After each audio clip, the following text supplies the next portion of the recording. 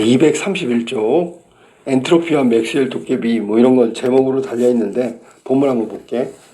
19세기 초의 과학자들은 기존의 연력학 제1법칙인 에너지 보존 법칙으로는 열이 자발적으로 고온에서 저온으로만 이동한다는 것을 설명할 수가 없었다. 여기 중요한 말은 자발적인 거하고 이동하는 거지. 고온에서 저온. 뭐 반대로 얘기하면 이게 인위적인 어떤 게 있어야지만 가능하다 뭐 이런 생각을 했다는 거지. 이유가 뭐냐면 왜냐하면 저온에서 고온으로 열이 흘러도 에너지의 총량은 변하지 않기 때문이다. 이 여기까지 설명한 게 연력학 제1법칙이란 말이야. 1850년 크라우지우스는 열이 고온에서 저온으로 흐르는 것과 같은 자발적 현상을 새로운 법칙으로 제안하여 이러한 현상을 연력학 제2법칙이라 부르게 했다. 그래서 지금 연력학 제1법칙, 제2법칙을 지금 설명하고 있는 거잖아.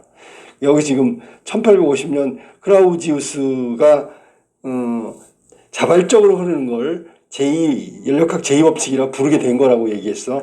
그 다음에 1865년 크라우지우스는 연력학 제2법칙을 설명하기 위해서 엔트로피라는 새로운 물리량을 제안하였다. 그가 제안한 엔트로피 S를 현대의 개념으로 나타내면 어떤 개의 폐쇄된 어떤 그 상태를 말하는 거야. 열의 양을 절대 온도로 나눠 Q 나누기 T 나눈 값이 바로 S란 말이야. 여기서 더 구체적으로 들어갈 필요는 없어. 그냥 저런 개념이다 라고 생각하면 돼요. 엔트로피는 어떤 거야? 그러면 연력학적으로 정의하면 S, 엔트로피는 Q, 열량 나누기 T, 절대 온도라고 생각하면 된다. 그림 1과 같이 온도가 고온 T1인 물체로 이루어진 개1과 저온 T2로 물체로 이루어진 개2에 접촉시켰을 때 그럼 온도차가 분명히 있을 거잖아. 그리고 그림 1상으로 본다면 T1에서 T2로 이동하고 있어. 뭐가 열량이 그러면 이 이동한 열량을 Q라고 하자. 제1계에서는 열이 Q만큼 빠져나갔으므로 제1의 엔트로피 변화는 마이너스 Q. 이걸 T1으로 나눠주면 되고 제2의 엔트로피 변화는 개2의 Q만큼 열이 들어왔으므로 Q 나누기 T2로 하면 된다. 이게 엔트로피 변화야. 그러니까 열량 나누기 온도. 열량을 온도로 나눈 물리량이 엔트로피 값이니까 이렇게 해서 제1하고 제2의 엔트로피 열량의 변화를 측정할 수 있다. 이것도 그냥 그렇구나 그러고 넘어가는 거야. 여기 왜 그런가 그런 의문을 달 필요는 없어. 따라서 열 이동에 따른 두 물체의 전체 엔트로피 변화는 마이너스 Q 나누기 T1, Q 나누기 T2를 더한 값이 되며 그럼 플러스 마이너스 제로가 되는 거잖아. 그지? 그러면 T1이 T2보다 큰 값이므로 자, T1과 T2를 해봤더니 T1이 크대. 그럼 T1이 크다는 얘기는 분모가 크다는 얘기잖아. 분모가 크다는 얘기는 전체 값이 작다는 얘기지. 그지? 그러면 항상 양수가 저 두 번째가 제2계가 양수가 나올 거고 더 크단 말이지. 그러니까 두 개 합치면 플러스 마이너스 해보면 양의 값을 갖는다. 이거는 저 위에 나온 제1, 제2 열량 엔트로피 변화를 구하는 공식을 갖고 결론을 내린 거야. 즉 열이 고온에서 저온으로 이동하는 것은 엔트로피가 증가하는 현상이며 즉 열량 나누기 온도로 나는 물리량이 증가한다는 얘기야. 이것은 자발적인 과정이다. 밝혀냈어 지금 자발적이라고. 위에서 제일 처음에 첫 번째 문단에서 뭐라 그랬냐면 고온에서 저온으로만 이동한다는 것을 설명할 수가 없었거든. 근데 이거 지금 열량을 가지고 지금 자발적으로 엔트로피 양이 증가한다는 걸 지금 뭐 실험이라면 실험을 통해서 밝히고 있다는 거야. 그리고 이 과정에서 이것을 확장하면 자연계에서 일어나는 자발적인 현상은 엔트로피가 증가하는 방향. 자, 이게 엔트로피를 설명하고 있는 거야, 지금. 자연계에서도 고온에서 저온으로 자발적으로 자연스럽게 증가하는 방향으로 일어나는 것을 볼 수 있다. 됐죠? 그러면서 가령 수조의 잉크방울 너무 유명하잖아. 떨어뜨리면 잉크가 물에 퍼져나가. 엔트로피 양이 증가한다는 얘기인데 문제는 역으로는 안 된다는 얘기야. 뭐 퍼진 잉크가 모여가지고 잉크 방울이 될 수는 없는 거잖아. 그러니까 잉크 방울이 떨어지고 퍼지는 게 자연스러운 거고 엔트로피가 물리량이 증가한다는 얘기고, 항상 자연계에서는 잉크 방울이 떨어지고 퍼지는 거야. 그게 자연스러운 현상이다.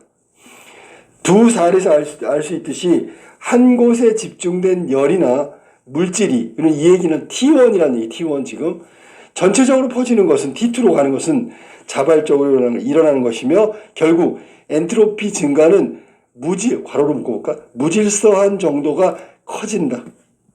이거를 다른 말로 하면 잉크 한 방울은 응집돼 있다고 치고, 물속에 퍼져가는 잉크는 점점 그 응집력이 떨어지겠지. 그 응집력이 떨어진다는 얘기는 질서에서 무질서로 간다라고 얘기하는 거고, 엔트로피는 이런 거야. 그래서 여기 지금 엔트로피가 뭐야? 그러면 증가하는 방향으로 간다는 거야. 자연스럽게 고온에서 저온으로 증가하는 방향. 엔트로피는 두 번째가 무질서한 정도가 커진다는 거지.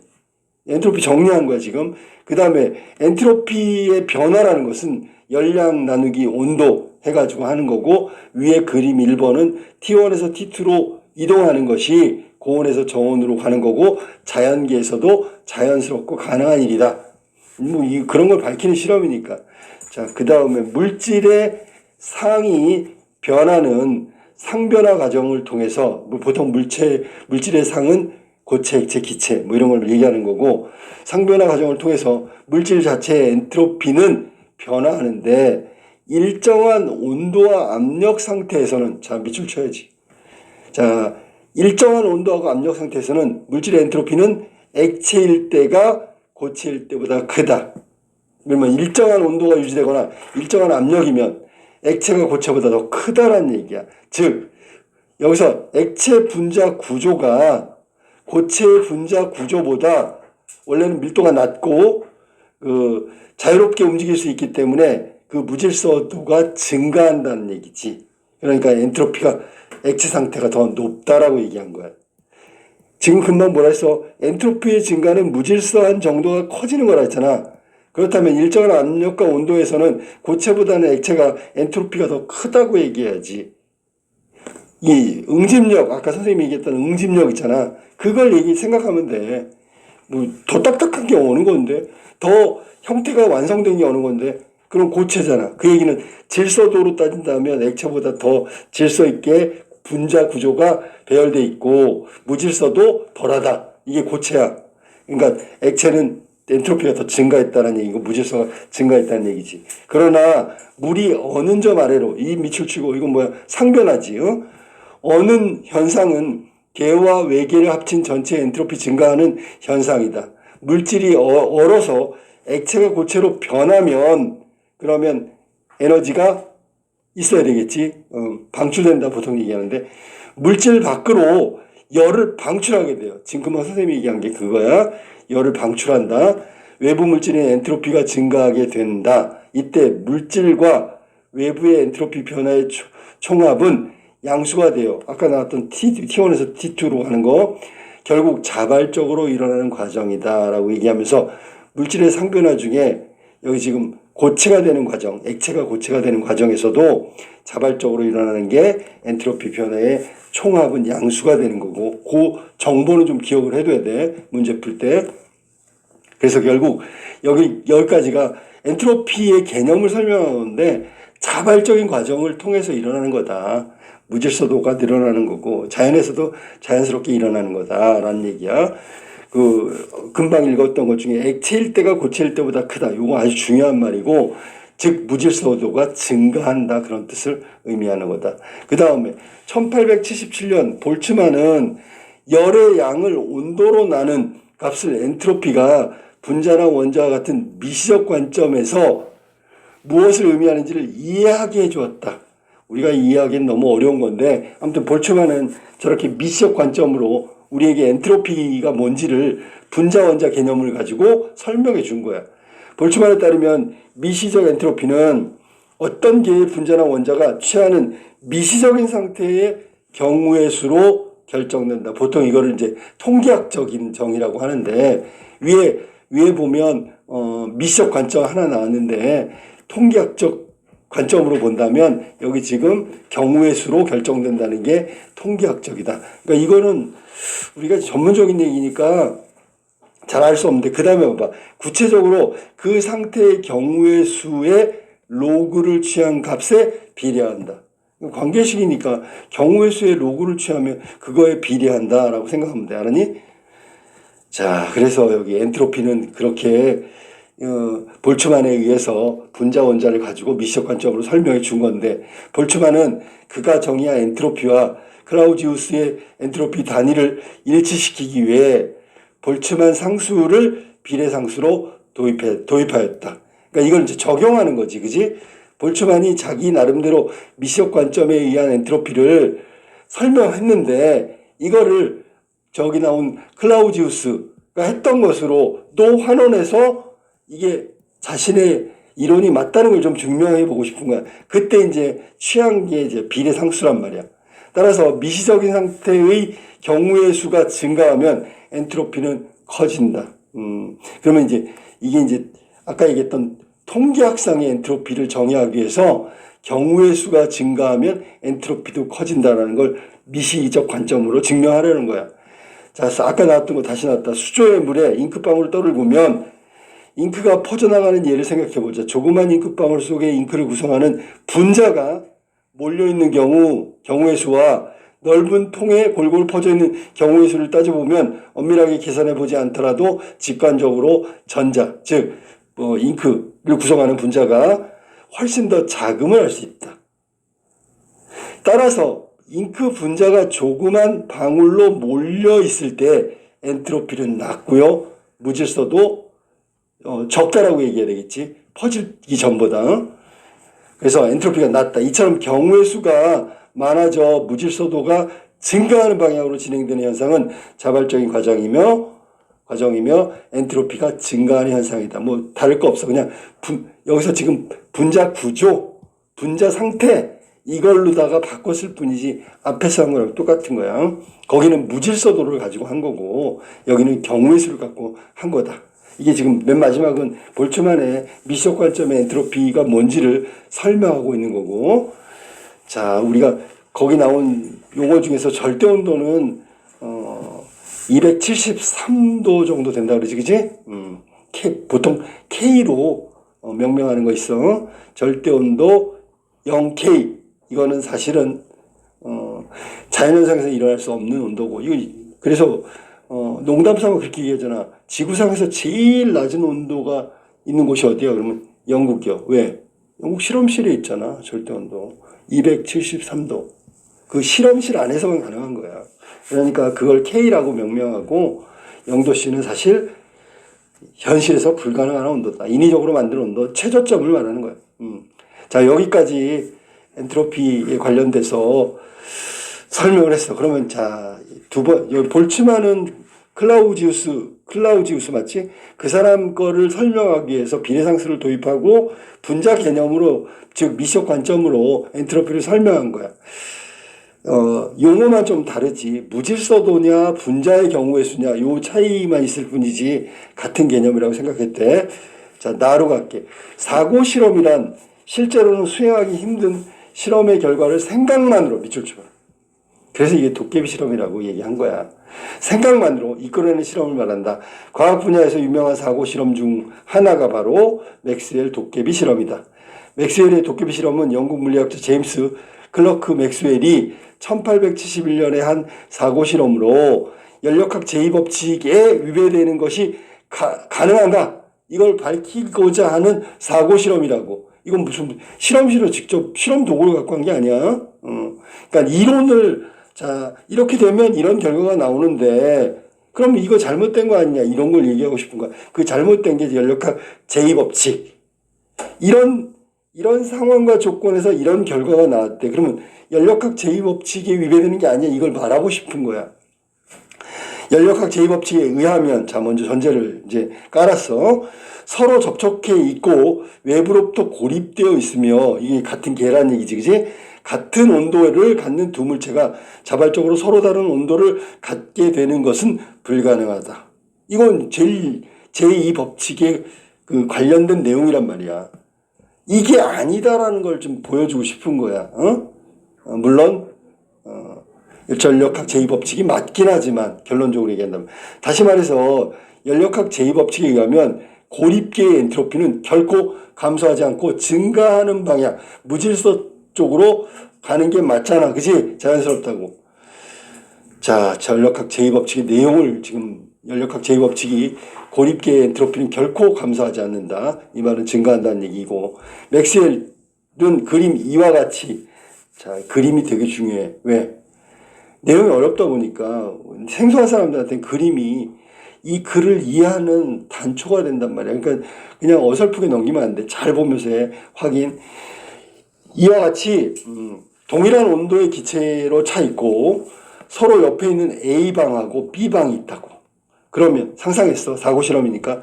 작은 도깨비가 두 방의 분자들을 보면서 문을 지키고 있는데 기체 분자들의 평균 속도보다 빠른 큰 분자가 A방에서 문 쪽으로 오면 도깨비는 문을 열어 B방으로 넘어가게 한대. 자, 분자 밑줄 쳐.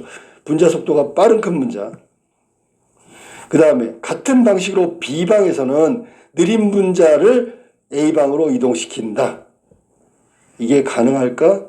사실은 불가능하지, 그지? 이거는 도깨비 실험이기 때문에 그런 거야. 도깨비가 저걸 지키고 있대. 이게 왔다 갔다 하게 한대. 근데 골라서 하는 거, 골라서. 그건 아니지, 그지? 자, 이런 식으로 충분한 시간이 지나면 B방의 기체 분자들의 평균 속도는 증가하여. 왜? 높은 큰 빠른 분자들이라 했잖아. A에 있던 게 B방으로 넘어간 거잖아. 그러면 B방에는 뭐만 모여 있어? 평균 속도보다 빠른 큰 분자들만 모인 거지. 그지? 마구마구 움직이겠지. 그럼 온도는 올라가야 되는 거잖아. 그지?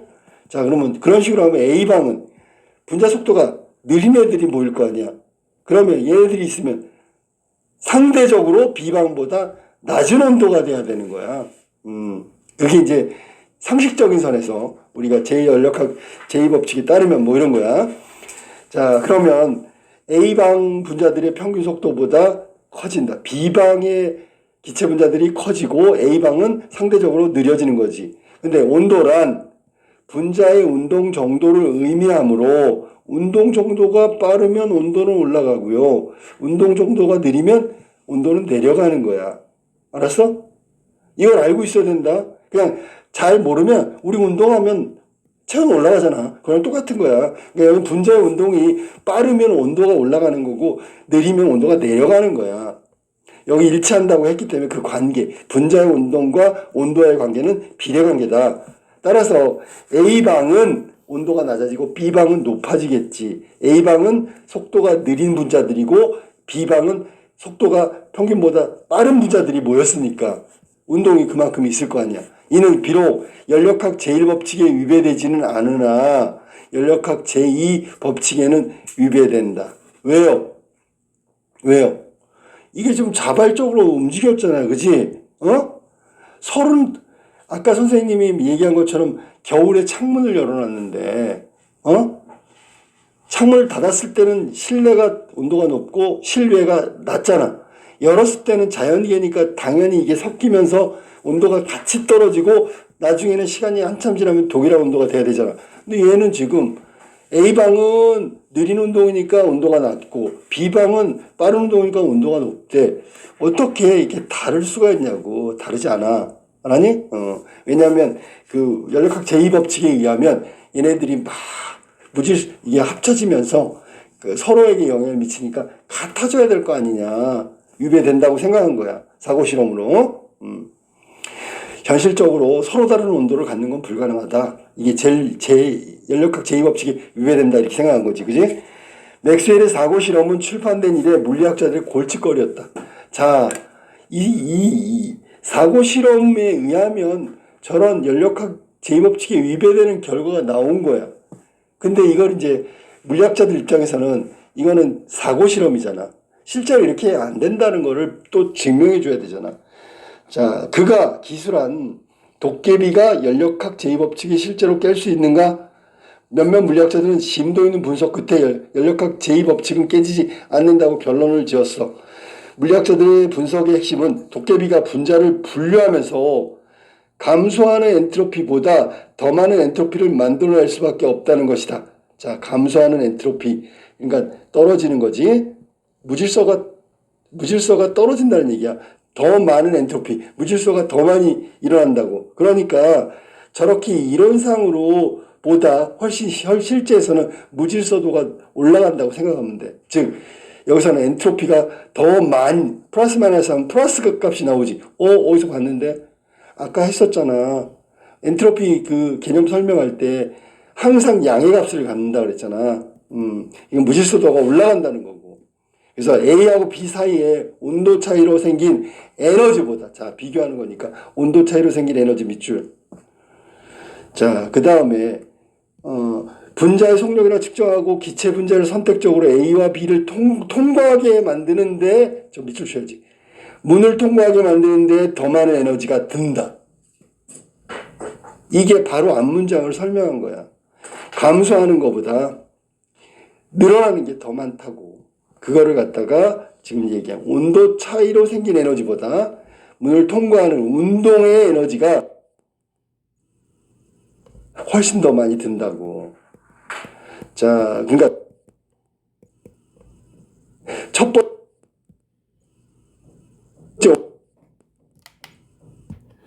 위의 물음에 대한 유명한 답변은 1929년 레오 실라드가 제안했고 그 후에 레옹 브릴루앵이 했다. 이 두 사람이 저 A, B 사이의 온도 차이로 생긴 에너지보다 분자 속력을 측정해 봤더니 A, B의 문을 통과하는데 더 많은 에너지가 든다라는 걸 설명했단 말이지. 실라드가 지적하기를 실제 세계에서 맥스웰의 도깨비는, 자, 사고 실험이 아니라 실제 세계에서 맥스웰의 도깨비는 분자 속력을 측정하는 수단을 필요로 하고, 자, 여기에도 에너지가 들어간단 말이야. 에너지 소비.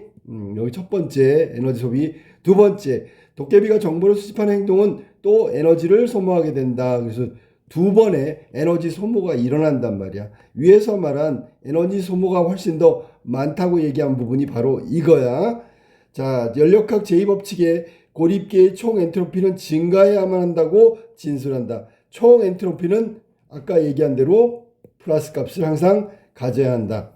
도깨비는 기체의 상호작용 때문에 우리는 반드시 기체와 도깨비를 함께 포함하는 개의 엔트로피를 고려해야 된다. 그러니까 여기에 사고 실험에 그 분자 운동 속력에 따른 방해 이동, 요것만 얘기하면 안 되고 기체와 도깨비가 함께 포함되는, 그러니까 도깨비가 이거를 문을 열었다 닫았다 하는 것도 포함시켜야 하고, 그 전에 분자의 운동 속력이 어느 것이 빠른지 어느 것이 느린지를 그것을 측정할 때도 에너지 소모는 일어난다는 거야. 이런 것들을 감안해서 모두 포함시켜 버리면 지금 아까 얘기한 대로 증가, 감소분이 더 많기 때문에 플러스 값을, 양의 값을 갖게 될 수밖에 없다고 얘기한 거야. 그러니까 연력학 제2법칙에 위배되는 것이 아니다라고 실라드하고 레옹 브릴루앵이 두 번에 걸쳐서 얘기한 거지. 자, 그 다음 볼까? 도깨비에 의한 에너지 지출은, 에너지 지출 나왔어. 지금 그 에너지 지출이 바로 두 번의 에너지 지출 1과 2를 말하는 거야. 1하고 2를 말하는 거겠지. 도깨비의 엔트로피는 증가하게 되고, 그러면 결국 이것은 기체의 줄어든 엔트로피보다 클 것이다. 그래서 결국 엔트로피의 증가분이 훨씬 더 크기 때문에 여기서는 연력학 제2법칙에 위배되지 않는다라는 것을 설명할 수 있다. 그 다음에 만약 도깨비가 플래시빛을 사용하여 분자의 위치를 파악한다면, 자, 여기서도 에너지가 소모되겠지. 도깨비가 플래시빛을 사용하여 분자의 위치를 파악한다. 위에서 말한 대로 한다면 분자의 속력을 측정하는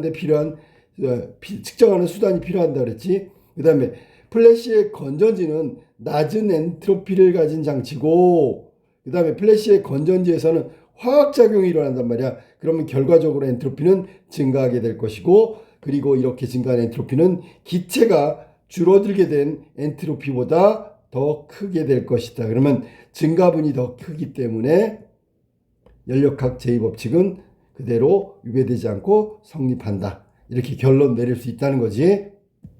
자, 이렇게 가하고 나 두 개의 글을 지금 읽어봤는데 다시 한번 정리하면 가글은 연력학 제2법칙을 설명하기 위해서 도입된 엔트로피 개념을 먼저 설명했고, 엔트로피 개념부터 어떤 시스템 안에서 엔트로피는 열의 양을 절대 온도로 나눈다. Q 나누기 T. 어떤 현상이 엔트로피가 증가하는 방향으로 진행된다. 이건 자발적인 과정이라고 설명하고 있어. 그리고 볼츠만이라는 사람이 이러한 엔트로피를 미시적 관점에서 설명했는데, 미시적 엔트로피는 어떤 고립계 안에 분자나 원자가 취하는 미시적인 상태의 경우의 수에 의해서 결정된다고 이야기한 거지. 이게 가의 내용이야. 나는 연력학 제2법칙의 위배가 가능한가? 이거 사고 실험을 했단 말이야. 맥스웰의 도깨비 실험. 그걸 소개하고 있는데, 맥스웰의 도깨비는 빠른 운동과 느린 운동을 하고 있는 분자가 섞여 있는 두 방에 기체 분자를 분류한대, 도깨비가. 그러면 한 방의 온도는 분자 속력이 빠르니까 온도가 높고 다른 방은 온도가 낮아. 얼핏 엔트로피가 감소하는 방향으로 연력학 제2법칙에 위배되는 것처럼 보이지만, 도깨비는 이렇게 분자의 속력을 측정한다든지 그렇게 할 때 엔트로피 양이 증가되기 때문에 기체 자체가 아닌 도깨비의 그런 분류하는 거기에도 엔트로피가 소모되기 때문에 연력학 제2법칙에 위배되지 않는다라는 걸 설명하고 있는 거예요. 그러니까 이제 가하고 나를 정확하게 읽어야 되는데, 가를 전제로 해서 나를 읽는 게 필요하겠지. 일단 엔트로피가 뭔지, 그 다음에 미적 관점에서 설명하는 경우의 수가 뭔지 이런 거 알면서 나로 접근해야 될 거야. 자, 문제 확인하면서 확인해 볼게. 자, 1번부터 볼까? 가와 나에 대한 설명으로 적절한 것을 찾으래. 1번. 가는 나와 달리 라고 했으니까 가에는 실제 현상을 설명하는 새로운 이론의 출현을 설명하고 있다. 새로운 이론이 뭘까? 그러면 연력학 제1법칙을 가지고 제2법칙을 지금 설명하고 이름을 연력학 제2법칙이라고 이름을 붙였지. 그러니까 정확하게 맞는 내용이에요. 정답 벌써 나왔어. 1번. 자, 2번 한번 볼까? 나는 가에 설명된 개념 중 하나를 점검하여 오류가 있을 수 있음을 증명하고 있다. 사고 실험을 통해서 오류, 즉 연력학 제2법칙이 위배되지 않을까라고 얘기한 거고, 여기서는 위배되지 않는다는 걸 얘기했지 오류가 있을 수 있음을 증명한 것이 아니다. 오류 없다라고 얘기한 거야.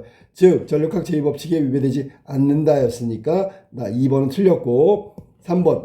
가에는 엔트로피에 대한 내용을 통시적 관점, 시간적 흐름, 공시적 관점 둘 다 아니죠. 그래서 여기 3번은 틀렸단 말이야. 가에서 사실 좀 세세하게 보면 1871년 어쩌고저쩌고 1877년 이런 거 나오기 때문에 이거를 보수적으로 보고 통시적 관점이라고 하더라도 공시적 관점과는 무관하기 때문에 3번도 틀린 해석이라고 보면 돼. 4번. 가와 나 모두 과학자들 사이에 직접적인 논쟁을 중심으로 하고 있냐라고 한다면, 가에서도 나에서도 모두 과학자들의 논쟁이 직접적으로 제시되지 않고 있다라고 하는 게 맞는 거지. 원래 가에서는 과학자들의 논쟁하고 전혀 관련 없는 내용들이 나왔고, 나에서는 맥스웰의 사고 실험 나왔는데 이게 연력학 제2법칙에 위배되느냐, 이걸 설명한 글이지 과학자들의 논쟁을 직접적으로 다루고 있지는 않다. 이것도 틀렸고요. 5번. 가, 나 모두 의문형 문장을 사용하여 엔트로피에 대한 독자의 궁금증을 유발하고 있다라고 했는데, 의문형 문장은 맥스웰의 사고 실험 나에 보면 의문형 문장이 나오긴 하지, 근데 가에는 없단 말이야. 자, 그래서 정답은 1번이 정답이다. 2번. 가와 나의 내용으로 일치하지 않는 걸 찾는 거. 그대로 물어본 거지. 1번. 클라우지우스와 볼츠만이 제시한 엔트로피의 단위는 서로 같다. 자, 두 사람이 제시한 엔트로피의 단위는 볼츠만 상수, 즉 비례 상수가 있지. 요거는 둘을 일치시키기 위한 상수였기 때문에 볼츠만이 클라우지우스의 관련된 걸 적용하기 위해서 만든 거기 때문에 같은 거라고 볼 수 있지. 2번, 저온에서 고온으로 흐르는 열이 흐르는 것은 연력학 제1법칙에 위배된다. 자, 저온에서 고온으로 열이 흘러도 에너지의 총량이 변하지 않는다. 이게 연력학 제1법칙이고 에너지 보존 법칙이 연력학 제1법칙이니까 위배되지 않는다라고 해야 되는 거니까 이게 틀렸단 말이지. 정답은 2번이 정답이네. 그다음 3번, 미적 관점에서 엔트로피 개념은 맥스웰의 도깨비 실험 후에 도입됐다. 그렇죠? 볼츠만 다음에 맥스웰의 도깨비 실험이 순차적으로 진행됐으니까 이것도 맞는 해석. 4번, 상변화 시 물질 자체의 엔트로피는 증가할 수도 있고 감소할 수도 있다. 이거 상변화라는 게 고체에서 액체 혹은 액체에서 고체 이렇게 됐을 때 엔트로피가 증가할 때도 있고 감소할 때도 있다 그랬지, 그지? 이게 이제 일정한 온도와 압력 상태에서 엔트로피가 액체에서 고체일 때 훨씬 더 크다 그랬지? 무질서도가 크고 엔트로피가 증가하는 게 액체라 그랬잖아. 근데 얼면 그 반대가 된다는 거지. 무질서도는 떨어지는 거니까. 그러니까 여기서 증가할 수도 있고 감소할 수 있다. 증가는 고체에서 액체, 감소는 액체에서 고체가 되겠지. 5번, 실라드는 도깨비에 의한 기체의 분류 작업이 연력학 제2법칙에 위배된다고 보지 않는다. 이게 지금 맥스웰의 도깨비 실험에 대해서 그 골칫거리를 해결하는 그 대답을 해준 사람이 실라드하고 또 한 사람 더 있었지. 그래서 실라드는 연력학 제2법칙에 위배되지 않는다라는 걸 설명하고 있으니까 맞았죠. 정답은 그래서 2번이 틀렸다. 3번으로 갈게. 가를 바탕으로 보기에 대해서 탐구한 내용으로 가장 적절한 걸 찾는 거야. 보기 한번 봐봐. 오른쪽 그림에 A하고 B는 각각 A 물질하고 B의 고체상과 액체상의 평형을 나타내는 상선도다. 그림의 고체와 액체를 구분하는 선에 해당하는 온도와 기압에서 고체와 액체가 공존한단 말이야. 그러니까 얼음이 지금 녹고 있는 거야. 그래, 얼음도 있고 물도 있다는 거지. 이때 선의 기울기는 상변화에 따른 엔트로피의 변화를 그때의 부피 변화 값으로 나눈 것으로 밝혀졌다. 물의 단위 질량당 부피는 얼음의 단위 질량당 부피보다 작으며 에탄올과 같은 대부분의 물질은 액체상으로 존재할 때 부피가 고체상으로 존재할 때의 부피보다 크다라고 했어. 그러면 에탄올과 같은 물질은 액체상일 때 고체상보다 부피가 크다라고 얘기했지. 자, 그럼 여기 지금 절대 온도와 기압 간의 관계인데 이 선이 뭘까? 그러면 엔트로피 변화량이니까 고체에서 액체로 갈 때 엔트로피는 증가한다는 거고 고체에서 액체로 갈 때는 엔트로피 양이 감소한다라고 보면 되겠네. 엔트로피. 이 직선상이 의미하는 게 바로 그거야. 증가하고 이건 감소한다. 아까 나왔던 거랑 똑같아. 자, 그러면 가장 적절한 걸 찾는 거니까 1번 A와 B 중 하나가 물의 상선도라면 A하고 B. A가 물의 상선도에 해당하겠군. A는 고체에서 액체로 갈 때 엔트로피가 증가한다고 분명히 얘기했기 때문에 이 엔트로피 양의 증가는 분명히 아까도 얘기했는데 여기는 지금 상선도, 즉 상선도가 뭐냐면 여기서 말한 대로 한다면 엔트로피 변화를 그때 부피값으로 나눈 값이라고 했으니까 여기서는 지금 액체가 고체로 될 때, 고체가 액체로 될 때, 물이 있잖아. 고체에서 액체로 변하면 부피가 감소하지.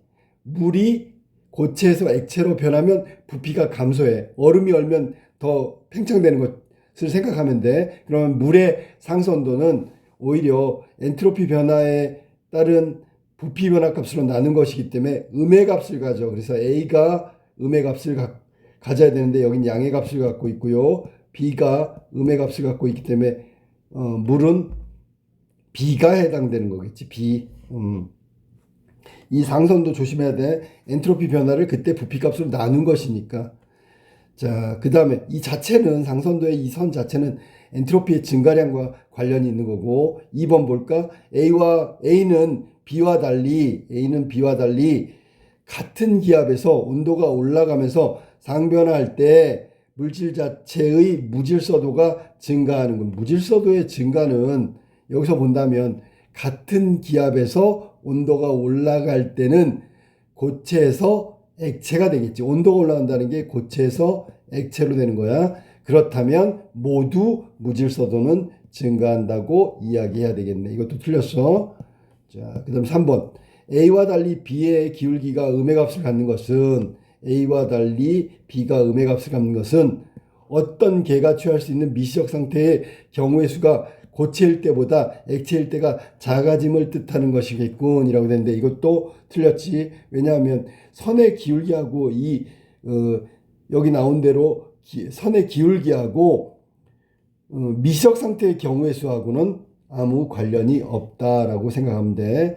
그 다음에 4번으로 가볼까? 연력학 제1법칙에 대한 얘기인데 B의 물질 B가 고체로 존재할 때 온도가 더 높은 대기로부터 물질 B로 열이 이동한다. 열이 이동한다 그래서 연력학 제1법칙을 설명하는 건 불가능하겠군이라고 했는데 사실 연력학 제1법칙이라는 건 열이 흘러가도 이 고립된 개 안에서의 총합, 에너지의 총합은 변함이 없지. 그게 이제 고립된 개 안에서의 에너지의 총합은 변함이 없다. 이게 연력학 제1법칙이기 때문에 위배되지 않는 건 설명할 수 있겠지요.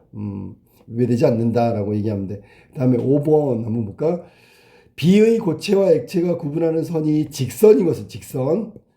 직선상의 모든 점들이 상변화에 따른 열 출입량을 부피 변화와 온도의 곱으로 나눈 값이 모두 같음을 의미하는군. 자, 이거 해석을 조심해야 돼. 왜냐하면 여기 처음에 뭐라 하냐면 엔트로피라는 게 열량을 온도로 나눈다. Q를 T로 나눈다 그랬어. 앞에 그 가제시문에 보면. 그러면 고체와 액체가 공존할 때 직선의 기울기는 과연 뭘까? 그렇다면 이 선의 기울기는 결국 열 출입량을 부피 변화와 온도의 곱으로 나눠준 값, 즉 직선의 기울기가 일정해지는 값을 갖는다고 보는 거지. 그래서 모두 같음을 의미하는 게 맞다고 봐야 되겠네. 그래서 이 문제는 약간 생각을 좀 해보고 풀어야 돼. 여기 지금 상선도가 뭔지 어떻게 구했는지 이런 것들을 감안하면서 문제를 풀어야 되겠어. 그래서 정답은 5번이고 나머지는 명백하게 틀린 문제니까 확인해 보도록 해. 자, 그 다음에 4번으로 갈게. 나를 바탕으로 맥스웰 도깨비 실험에 대한 이해다. 보기에서 모두 골라라 라고 했으니까 맥스웰 실험과 관련된 걸 지금 찾아야 돼. 기억 봐봐. 도깨비와 두 방을 하나의 개로 생각하면 이건 고립개지. 맞았네. 도깨비도 거기에 포함시켜야 되고 도깨비가 측정하고 분류하고 뭐 이런 것들도 다 엔트로피 소모, 엔트로피가 증가하는 걸로 보니까 고립계로 봐야 된다. 맞았고요. 그 다음에 니은 도깨비의 존재는 상상만으로 실험의 결과를 이끌어낼 수 없는 사고 실험이 부합하는 성질이다. 상상만으로 실험의 결과를 이끌어낼 수 있어야지. 이게 지금 뭐 하고 있는 건데 사고 실험이잖아. 실제 실험실이 아니라 우리가 이렇게 생각을 통해서 실험을 하고 결론을 내리는 거니까 니은은 틀렸다. 디귿 도깨비에 의한 엔트로피 증가량이 기체가 분류됨으로써 감소되는 기체의 엔트로피 감소량에 비해 더 크다라고 얘기한 거지. 그래서 엔트로피가 증가한다고 나에서 맥스웰 실험의 결론을 이야기했잖아. 자, 그 다음에 리얼 도깨비의 행위로 말미암아 그러면 연력학 제1법칙은 위배되지 않고요. 2법칙도 위배되지 않는다. 그래서 1법칙과 2법칙은 모두 위배되지 않는다. 1번 기억이 정답이네. 나머지 다 틀렸어. 자, 그 다음에 문맥상 A와 가장 가까운 걸 찾는 거야. 문맥상 A. 여기 A는 연력학 제2법칙이라고 명명 부르는 걸 말하는 거잖아. 부르는 거. 자, 그렇다면 뭐라고 이름 붙이는 걸 말하는 거야. 이름 붙이는 거. 그것을 명명한다. 이걸 명명이라고 하고 명명한다. A의 명명은 이름을 붙이는 거야. 1번은 뭘까? 그러면 나를 부른다. 소리쳐서 부르는 거지. 이리 와라고. 이것은 나 있는 쪽으로 이끌다라는 뜻이야. 이끌기 위해서 소리를 치는 거지. 2번, 그녀는 자기를 부르는 소리. 이것도 비슷하지, 그지? 이것도 오라고 하는 소리지. 오라고 하는 소리 듣고 모른 척하고 갈 길을 갔다. 3번, 그 가게에서는 친구들에게 들었던 것보다 생선값을 비싸게 불렀다. 가격을 매겼다라는 얘기야. 여기서는 가격을 매기다라고 하면 되겠지. 4번, 그 사건이 알려진 후 많은 사람들은 그를 불운의 천재라고 이름 붙였다라고 생각합니다. 이게 부른다가 명명했다, 이름 붙였다. 정답은 4번이네. 5번, 한 나라가 너무 부강해지면 때로는 예측하지 못한 애군을 일으킨다, 초래한다라는 얘기지. 정답은 4번이 정답이다. 자, 여기서 제일 중요한 문제는 아까 얘기했듯이 3번 문제, 상선도 하고 이거 조심해서 해야 되고, 여기는 지금 명백하게 1번부터 4번까지가 틀린 부분이 군데군데 보이기 때문에 5번은 잘 이해가 안 되더라도 이것이 맞는 것이라고 생각해야 돼. 여기까지 맥스웰의 도깨비 실험에 관련된 내용이었어.